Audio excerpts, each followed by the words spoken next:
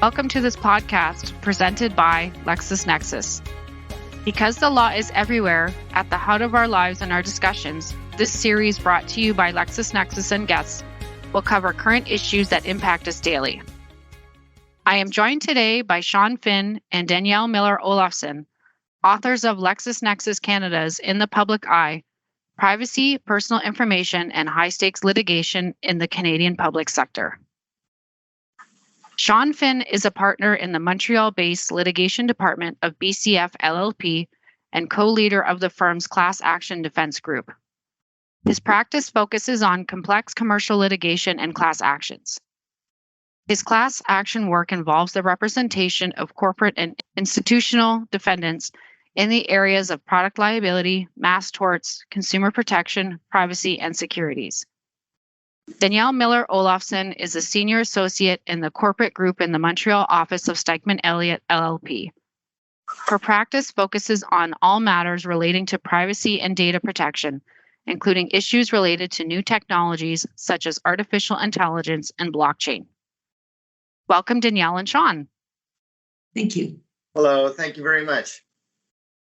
I'd like to start off by asking both of you why you decided to write a book on the topic of privacy and personal information in the public sector.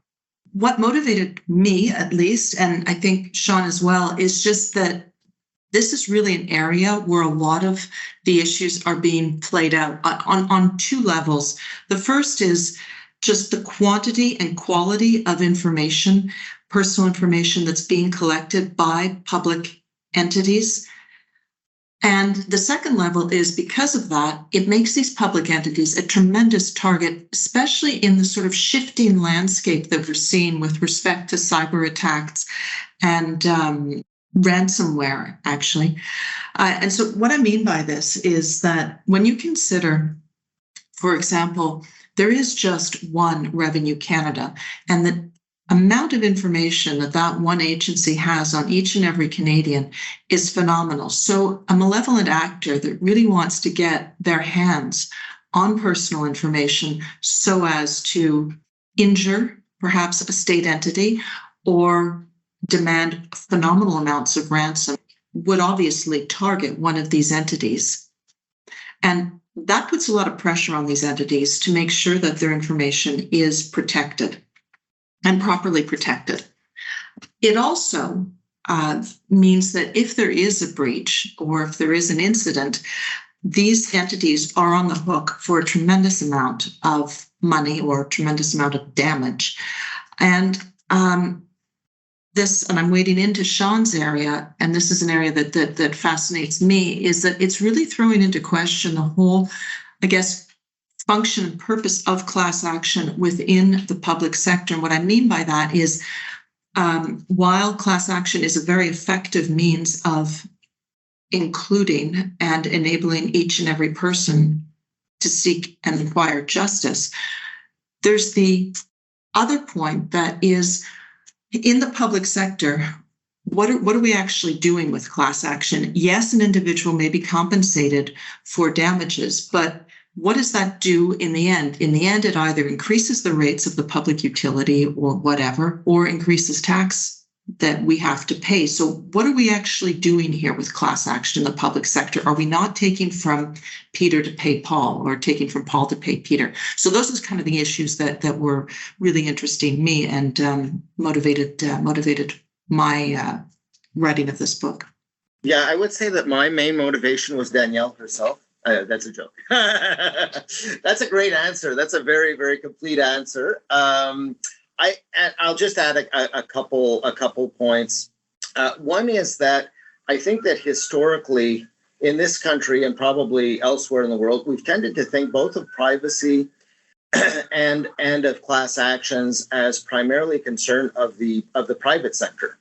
In other words, something that big businesses especially should be worried about. And I think that now we're coming to the realization very quickly that, in fact, it isn't simply a matter of concern for private entities, but also for public entities, or what we call public bodies, because there are institutions out there, state institutions, hospitals, schools, and other bodies that obviously are collecting a lot of personal information, that are storing that information, that are using that information, and that are sometimes disseminating that information. So it's not just about private actors. And what we've also seen is that in terms of class actions, these class actions are no longer only being directed against private businesses. They're also being directed against the Crown, the state, whether that is the federal Crown or the provincial Crown, or municipalities or hospitals or schools. So I think that means that the whole question of potential public sector liability is a very live question, a very important question. And to my knowledge, at least, and Danielle will correct me if I'm wrong, but I think that there is not currently, aside from this book, I don't think that there is a book out there in Canada that attempts to address this very complex, multifarious issue on a pan-Canadian basis. And so we saw that there was a gap there and that there was a need on the part of public sector entities to know more about, well, what's the law that affects me? And also, like, what is my potential risk? What are my liabilities? And I think that our philosophy is primarily focused on being proactive. In other words, yes, of course, we would like to help public bodies to better understand how to deal with a class action if they're faced with one that involves issues of privacy and or personal information. But ideally, what we'd like to do is to provide them with tools and information in order to proactively prevent or avoid such a class action, or at the very least to mitigate the consequences of such a class action and to mitigate the harm not only to themselves, but primarily to those people who have entrusted them with their personal information. So what would you say are some of the greatest challenges with personal information protection legislation? So maybe I can, since I'm already chatting away, I'll take a stab at that one very quickly and then hand it off to Danielle. I think that there are, one of the big challenges is that Canada, for all kinds of fascinating constitutional reasons, is a patchwork of legislation. And I'd say it's a double patchwork in a sense, because you have a patchwork of privacy legislation. In other words, there is a privacy legislation that exists at the federal level, but also at the provincial level, also at the territorial level, that are sometimes harmonized to a certain extent and at other times not harmonized. And that patchwork of legislation has also given rise to, jurisprudence or case law in all of these various jurisdictions from a privacy standpoint. And that's complicated because if you are a public body that is providing services on a national basis, that means that you're not contending really with one single jurisdiction or one single statute. You're potentially dealing with several different, and in some cases, competing statutes. So that's one level of complexity. A further level of complexity is the fact, for the very same constitutional reasons, there is not one class actions regime in Canada. There are many class action regimes in Canada, again, at the federal level, but most importantly at the provincial level. And those regimes, although they're not radically different one from another, are nevertheless not identical. And they also have given, and that's particularly true of Quebec, I would say, and they have given rise also to their own case law in all of these various jurisdictions. So if you are a public body that is providing services on a national or multi-jurisdictional basis, well, then you could find yourself potentially being sued in various jurisdictions at once and having to contend with different privacy and personal information rules and different procedural rules when it comes to class actions. So that makes the prospect of litigation especially complex. And it also makes it especially costly. It if you have to defend yourself in various jurisdictions at once. And so I think that if you want to think about privacy, personal information, and even class actions, it's similar in that respect to securities litigation. Again, there's not just one statute for all of Canada. There's a patchwork of statutes, and I think that this places public bodies at considerable risk. So it makes it more complicated in terms of handling litigation.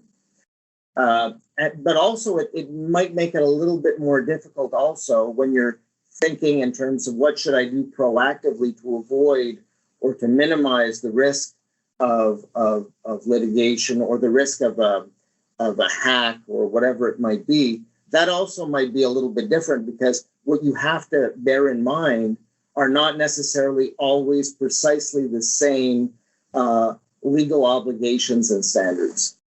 Yeah, I completely agree with what Shaun is saying. There is this tremendous difficulty around harmonization. The other thing I would add, the other two things I would add is first, technology. I think technology is above, and this is around the world, really challenging the way that we characterize, manage, protect personal information. Things like big data, artificial intelligence, deep fakes, blockchain, these were not around when many of the principles upon which privacy legislation, no matter where you are in the world, was being developed. So this is really challenging how we even go about thinking about personal information and how we think about protecting it. The other issue that I would point to is the shifting landscape, and I sort of alluded to this before, in the malevolent actors. I think we've gone from sort of irritants and people in their basement trying to sort of tick off a company to state protected malevolent actors who are there to destabilize nations. We've seen this with interference in elections. We've also seen it with some pretty unpleasant attacks, ransomware attacks on hospitals, where people's lives have been lost because a system has been frozen. So I think there's that also, and the ability to address the geopolitical threat that is sort of ransomware attacks. So I guess technology and geopolitics are the two factors I see as really challenging existing privacy and legislation. Why do you think there is a reluctance to attaching a price tag to personal information, or as treating it as a form of property? That I would just look back at its history. I think a lot of this, I know that a lot of the privacy legislation initially grew out of human rights legislation and a reaction to human rights violations. And so we've really conceptualized privacy protection and privacy legislation with that in mind. So it's difficult conceptually sometimes for people to disassociate privacy, personal information, and human rights. And I think that this is one area where we have to be a little more vigilant with our vocabulary. Data, privacy, personal information are three different things, although we very frequently mix them up and use these terms interchangeably. And I think that there is, if one views this as Venn diagrams, a circle that is personal information. There's also a circle that is private information, and these are not two circles. These circles perhaps are joined, and there's a common area where one should be protecting information, but I don't think that one should be protecting necessarily personal information willy-nilly, regardless of its sensitivity. Yet that seems to have been the approach, not that's adopted, but that's evolved because of, again, big data technology, our desire to protect as much as we can, to protect the individual without really taking into consideration the value of what we're protecting. And I think that we need to be able to start thinking a little more and allowing data to be a form of to be recognized rather as a form of currency, because let's not mistake ourselves. Data very much is a form of currency. If you look at many models, very successful businesses, what's being exchanged is in fact personal information. Facebook's a great example, but there are many other examples out there. That's the long answer in my soapbox about this. That's a great answer, and Danielle has forgotten a lot more about privacy than I'll ever know. So I'll take a stab at it. I don't know how sophisticated of an answer this will be, but I do think that it's worthwhile, as Danielle has done there, to make a distinction between privacy and personal information. And sometimes, speaking only for myself, sometimes I struggle a little bit with do I talk about privacy class actions? Do I talk about personal information class actions? And what is the nature of the distinction between the two? And the way that I look at it, and this may be a primitive way of looking at it, is that when we talk about privacy, it's a very, it's a large circle. If I can put it that way. It's a large, somewhat amorphous concept that contains within it different components or different elements. There's a territorial component to it. My house is my castle. A man's house is his castle. So that's sort of the territorial component. There's, of course, the physical aspect of privacy. And there's also the informational aspect of privacy.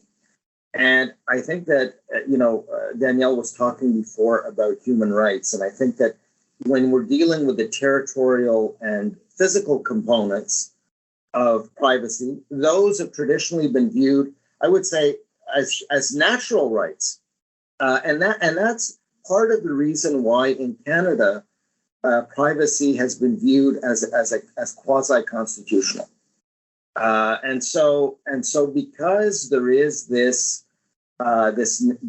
natural rights dimension to territorial privacy and physical privacy, well, that same sanctity, if I can put it that way, has come to imbue the third component, which is the informational component, so that our personal information in some sense is seen as also being a kind of, by some people at least, as being a kind of a natural right or a fundamental right that is above commodification.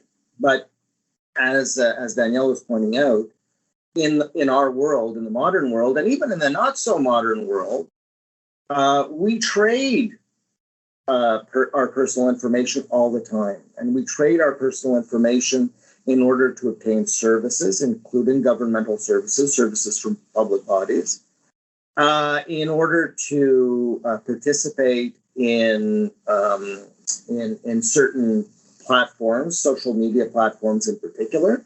You can't have a Facebook account without providing some personal information, without divulging some personal information.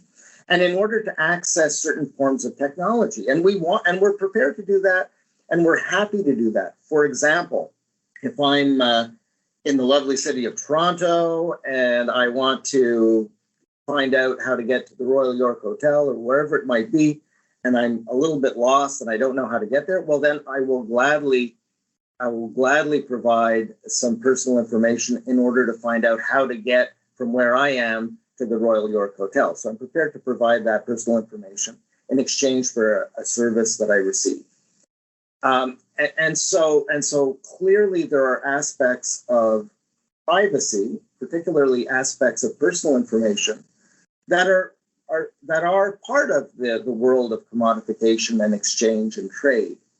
And I wonder, and again, I'm not putting forward any grand theories here, but I wonder if, just as it is possible in the civilian context to dismember property, like you take a right of property, it can be dismembered into individual components.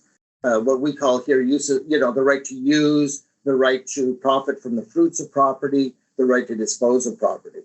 I wonder if, conceptually speaking, it is not also possible to disaggregate or dismember the right to privacy in such a way that, and more specifically, that component that deals with personal information, so that certain parts of it can be treated, arguably, as a commodity or as something that is a good with a value. And what's interesting is that there's a recent decision that was rendered in 2022 in Quebec called Option Consommateur v. Google. And in that case, Justice Bisson of the Superior Court of Quebec basically suggests at least, that it is possible to put a price tag on personal or certain aspects of personal information.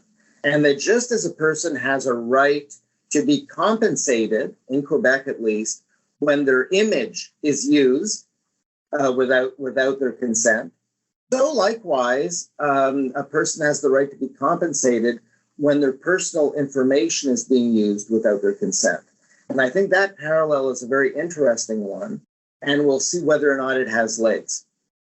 And I think I've already spoken too much about this, but I think it's important to keep this distinction in mind. Like, privacy and personal information are obviously connected, but they're not synonymous. So let's speak a bit more about class actions. What makes personal information-based class actions particularly significant in the public sector? So I say that they are significant for various reasons. Number one, and I've already alluded to this, is the enormous cost that they represent, and this is true, and this is important because the public body in question could be a very well-funded national entity, or it could be a local entity that is very poorly funded, and so class action is expensive no matter what. But I would say it's particularly burdensome for, a smaller public body.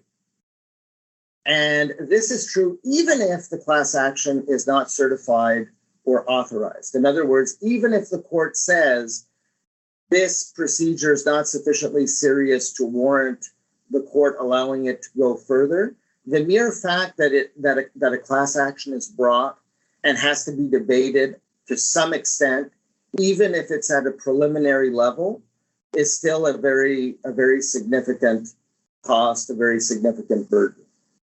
And I think that this is particularly true, as we mentioned before, where the public body is basically defending against exactly the same class action, but in more than one jurisdiction.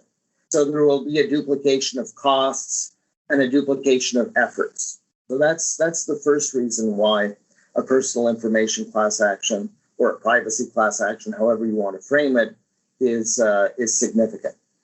One thing that's really sort of eaten away at me is who actually benefits from a class action against a public body. Because as I said before, the cost is passed on, and ultimately it's passed on to the same group of people who are pursuing the public body in the form of taxes, because it's cost the entity money to defend this class action. So how do we pay for that? Well, the taxpayer pays for that.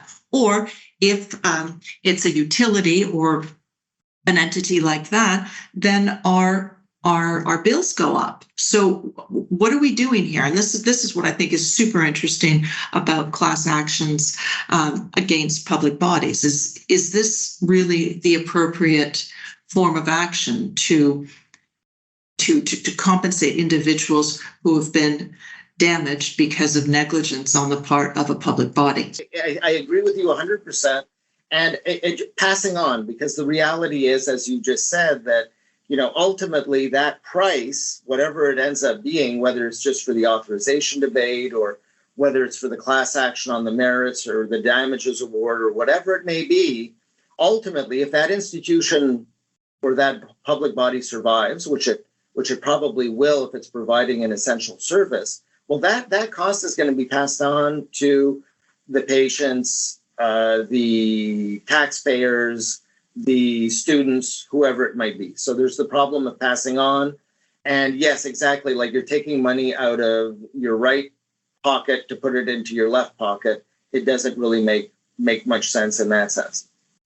The third issue is that I think it creates these types of personal information class actions can create some bad incentives, because one bad incentive is that it discourages, I would say, innovation. And I think that Danielle maybe could speak more to that point that certainly than I'm able to, but technology is constantly evolving and there are newer and better ways of protecting personal information.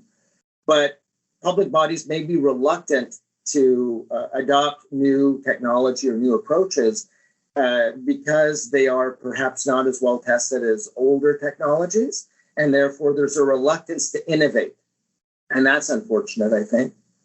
And it also discourages honesty in a sense, because if a public body, or rather if its personnel, its employees know that an incident can result in costly litigation and that they might find themselves wrapped up in that litigation, well, then there is an incentive to perhaps not be as forthcoming as they should be when an incident occurs. Like, for example, let's say that a USB key that contains the personal information of thousands of patients goes missing. Well, that person, rather than reporting the incident immediately and making sure that measures are taken to deal with the incident, might say, well, I'm just going to keep quiet for now, and hopefully that USB key will eventually show up. It's probably just been mislaid. And even if I'm not able to find it, well, hopefully it hasn't fallen into the wrong hands. And hopefully, even if it has, that information is somehow protected and it's not going to be used in some malevolent way.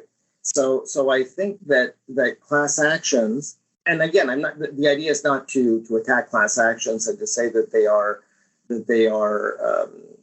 are purely negative procedures, that they have no benefits. They do. There are good personal information class actions. There are good privacy class actions, but there are less good ones as well. And I think that one of the downsides is that it may have, unfortunately, the effect of discouraging people from coming forward and being transparent and being proactive in that sense.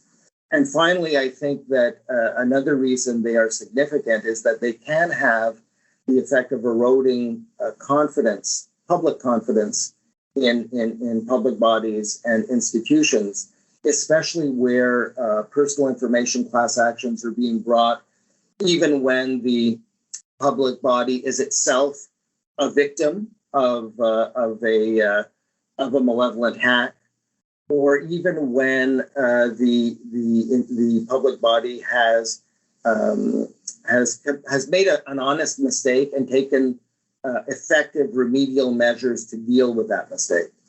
And so I think that for all of these reasons, personal information class actions taken against public bodies are significant and have important consequences that we need to take into account. I'd also like to add, Shaun, the inability frequently of a public body to declare bankruptcy. This is sort of perhaps a less attractive side of the way that some defendants handle class actions, to just say, okay, look, we're bankrupt, there's no more money. We can't do that in the public sector. And so then that drives the price of rewards up in the same way that, if you decide to pay ransom, does that not encourage ransom demand to increase? So speaking of hackers, in your opinion, should public entities pay ransom? I would love to be able to say no, but it's not that easy. If somebody's life is at stake, or patients' lives are at stake, or if it's -30 and your power grid has been hacked, ransom's probably not on the top of your list of priorities. You're going to pay it because you need to get things moving again. But I think it is part of a larger debate that we need to have around the sort of parallel industry that is growing up around this, because you have now ransom negotiators. You've also got private bounty bug hunters, and this is just, it's almost science fictional in the proportions that's obtained. So I think we do as a society, and I don't know if this will happen, but we certainly do need to start thinking about the long-term effects of what we are doing. Now, if you don't pay ransom, what is the option? some of these attacks cannot be avoided, no matter what kind of security you have. What do you do to get that information back? Obviously, the best fallback position is to have very good backup records, very good systems that'll kick in quickly so that you can retrieve all the information that was lost and keep moving. Now, that doesn't prevent your information from finding its way onto the dark web and from institutions from being embarrassed, but it does enable you to keep going. And the other thing with ransom is that it's, yes, it's great to think that just because you pay an amount, you're going to get your data restored 100%. That is sometimes not the case. Information is restored partially. There are examples and there are cases where institutions have actually been able to restore their data faster than if a ransom actor had been compensated and were able to give people the key. So there are a lot of questions around this. It's not to me as simple as ransom request and here we'll send you the Bitcoin. That doesn't. I think it's a little more complicated than that. Shaun? Yeah, no, exactly. And I agree with you because there is obviously it's loathsome. The notion of paying ransom, whether it's in this context or any context, is a loathsome notion. And we have all of these expressions that come to mind, like crime doesn't pay and we don't negotiate with terrorists. And unfortunately, the world is a complicated place with some bad actors in it. And sometimes crime does pay, at least in the short term, and sometimes over the longer term. And sometimes we do have to negotiate with people that we would much rather not have to deal with. And so I agree that there isn't a single answer to that question. And it's always going to be, I think, a cost-benefit analysis that is being conducted. And I'm not saying that policy isn't a part of it or that principles aren't a part of it. Of course they will be, but ultimately it's a cost-benefit analysis. And the problem with paying the ransom is twofold, because number one, you're already dealing with a dishonest person.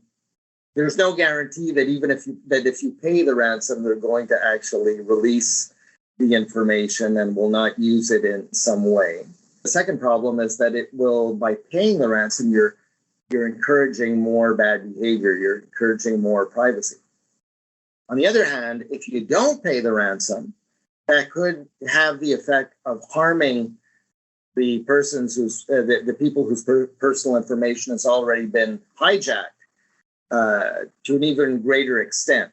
And in both of those scenarios, it could become the basis of a class action. Whether you're damned if you do and you're damned if you don't, in a sense. And like Danielle was saying, I mean, you can imagine situations in which, for example, I mean, not to give anybody any ideas, obviously, but if a malevolent state actor were to hack into an electrical grid, for example, and could potentially shut that off or compromise it in some way for an extended period of time in a country like Canada, for example, that could be as bad, if not worse, than an actual physical attack on that jurisdiction. Other considerations are going to come into play as well that may have to do with foreign policy and various other things. So it can be extraordinarily complicated. And I think what all of this points to is the importance, again, of being, and I think we've said it more than once, proactive. In other words, the idea is not to wait for something terrible to happen and then to hope that you have a contingency plan in place. It's obviously very good to have a contingency plan, but you also have to take steps, I think, to avoid, again, or mitigate that risk. And Danielle talked about different strategies that can be used. I mean, obviously, at some point, something not necessarily foreseeable will happen, but you have to at least game out different possibilities and take measures to ensure that you're in a position to, at the very least, mitigate the consequences when those possibilities materialize, but hopefully avoid them altogether. I again, picking up on something Shaun was saying, when this is another example of where I think technology is really pushing, as it does in many areas, the boundaries of the way we approach data protection. An example is a smart hospital, smart grid, smart anything, where you have all sorts of entities and things that are interconnected, and where poisoning, one entry point can really have a broad ramification. And this is where we frequently don't analyze to its fullest extent what the effects of a new smart technology are going to be, because there's a great book called Blackout by Mark Ellsberg that actually talks about an integrated power grid in Europe that gets pirated by it's an eco-terrorist organization, and how they're able to bring a continent to its knees by just penetrating one smart grid, because everything is so interconnected. And this is something that I think we need to think about a little better. I think this is where different data governance models are extremely important, especially when we're thinking about cooperation between public and private sectors, where we're trying to, look for different ways of solving problems that are common to everybody. We have to do our privacy impact analysis with a much broader spectrum, much broader scope in mind. Yeah, and I think it also points to the need for different stakeholders to come together, because lawyers in their offices to be devising policies, as important as that is, but you also need people with the technological knowledge there. You also need the people who have practical experience in terms of running or working within that organization, who understand the culture of the organization and how it functions internally. And so all of these people have to be working together to develop a plan that is comprehensive and adapted, tailored to that particular public body. So do you think new governance models would help us better protect personal information? I think depending on your project, it would. There are many projects for sustainable cities, smart highways, smart hospitals. All of these things definitely require a different governance model. And Shaun was talking earlier about dismembering the notion of, I guess, privacy as either a right or a property right or human right. I think this is where it becomes interesting. There's a lot of talk about data trusts. One of the problems with data trusts is actually a conceptual one. We're not able to figure out how data and the trust structure are able to be married in a way that provides any integrity to either concept. But there's also, in Europe recently, they've begun to think about this, and there's the Data Governance Act, which is either passed or on the verge of being passed by the European Union, which is quite interesting because it deals not only with personal information, but it deals with other data and how we can use data and at the same time protect it. There are questions, and I think these are legitimate questions. For example, healthcare. Healthcare is increasingly costly. There's an increasingly aging population. We've got diseases we didn't think we'd have. And so how do you deal with this? It's a public service. It's also a public expense. Now we're protecting patients' information in a way that's absolutely ironclad. We're not allowing researchers necessarily the access or the ease of access, let me say, that they need in order to study all of this data. Yet it's a public system. So, and here again, if information were perceived more as a commodity or more as a form of property, I could maybe be able to exchange my personal health information for personal health services. And there's a trade-off there that I think one needs to explore. Because the government is paying for my health. So why is it that a public sector entity or the government cannot use my personal information? Now, that does not mean that it needs to send it off to X number of companies that want to sell me products, but certainly it should be used to be able to conduct research and find answers that could benefit everyone. Very good. And I would maybe just end we're talking about governance models, and I think that whenever we deal with governance, one of the terms that we have to keep in mind is also culture. And I know that sounds very esoteric and airy-fairy at times, but every institution and every public body has a culture, whether that's stated explicitly or not. And I think that one of the realities is that up until now, quite often, whenever we're talking about privacy or personal information, we tend to see these things as, and perhaps I'm guilty of that as well, as being cost centers. In other words, these are problems that we have to address in various ways in order to avoid being sued.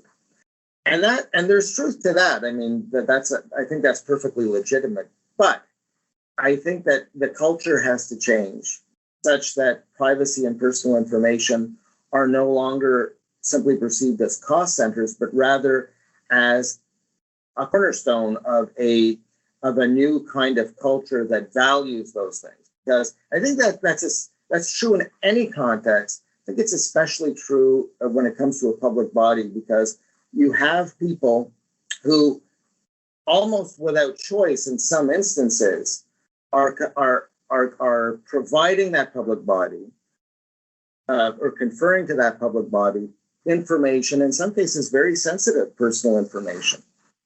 And so there's a relationship, you're talking about trusts, there's a relationship of trust between these people and the public bodies that serve them. And so I think that trust has to be honored by the public body. And so, yes, absolutely, there are definitely technological innovations and technological tools that can be used in various ways to protect personal information and to better protect public bodies.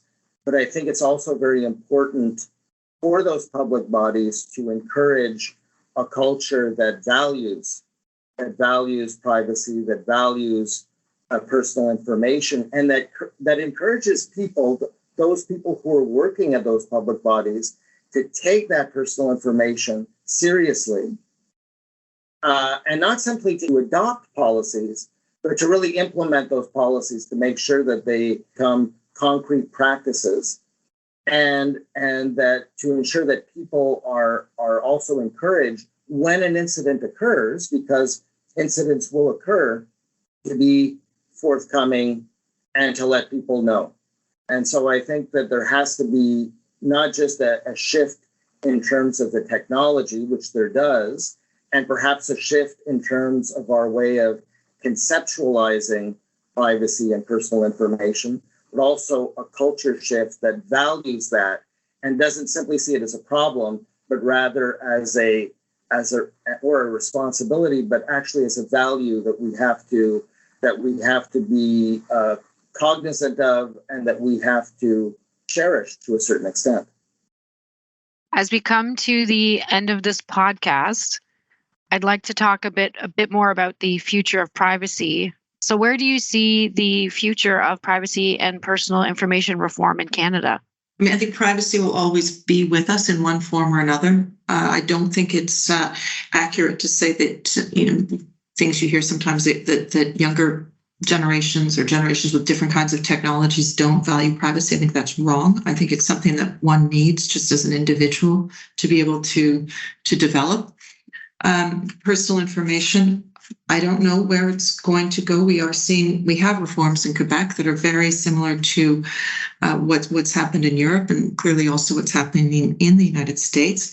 There's a bill before Parliament right now, federal Parliament, second reading. We're seeing if that will get passed to reform Canada's federal personal information Protection Electronic Document Act.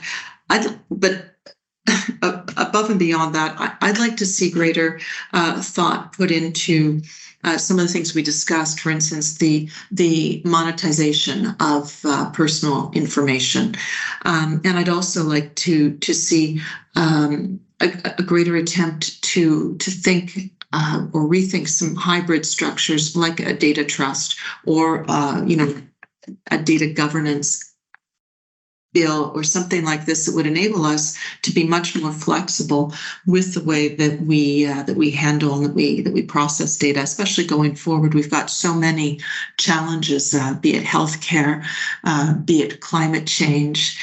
There's so many things where different public entities have to work together along with private entities to try and come up with solutions. But it won't change, I think, as Shaun very, very accurately pointed out, until there's a cultural shift and a realization within organizations that we have to behave differently, especially with respect to personal information. I know that time is fleeting, so I'll keep it very, very simple. Just 3 points. Number one, I think that privacy is going to continue in Canada, at least, and I would say internationally, to remain a very complex issue. So it's complex now. It's going to continue to be complex going forward. There are, as Danielle mentioned, reforms, legislative reforms that are taking place, but the prospect of some kind of national, multi-jurisdictional, or even international harmonization, maybe eventually, but we're not there yet. So it's going to stay complicated for a long time, I think. Number two, there are going to be an increasing number of privacy and personal information class actions. This is a phenomenon that's growing, and I would say that privacy and personal information is one of the great frontiers of the new frontiers of class action litigation. Class action is the ultimate chameleon. It has adapted itself to everything. It's gone from being a procedure that was initially intended to deal almost primarily with consumer products to becoming something that is applied to pretty much every sector of social and economic activity. And not surprisingly, privacy is one of those sectors. The case law remains mixed, but I think that there will be more class actions to come, and various doctrines are being tested, intrusion upon seclusion, for example, and others that are being tested in the courts, and we'll see where that goes. And number three, I think that privacy is one of those topics that has grown in importance for the ordinary person. Almost everybody who has a smartphone, and that's a significant, my mother doesn't, but it's a significant portion of the population, is alive to the issue and concerned, I would say, by the issue. And in some cases, and especially for younger people, surprisingly sophisticated about that issue. And I think that whenever you have a large segment of the population that is aware of and engaged in a particular issue, and I think privacy is obviously more than a legal issue. It's a social issue. It's an economic issue. It's by its very nature, it's intensely personal. And so I think whenever you have that, well, necessarily that's going to translate into legislative activity, and that's going to translate also into lawsuits. So I think that privacy and personal information are not going to disappear. They're going to become increasingly, they're going to occupy an increasingly central role in the public discourse, which is probably a good thing, but it's going to make life for public bodies also a little bit more complicated for that very reason, and really for all of us. And that's just in the nature of things. That's all the time we have for today. Thank you both, Shaun and Danielle, for joining me, and I'd like to thank the listeners for tuning in.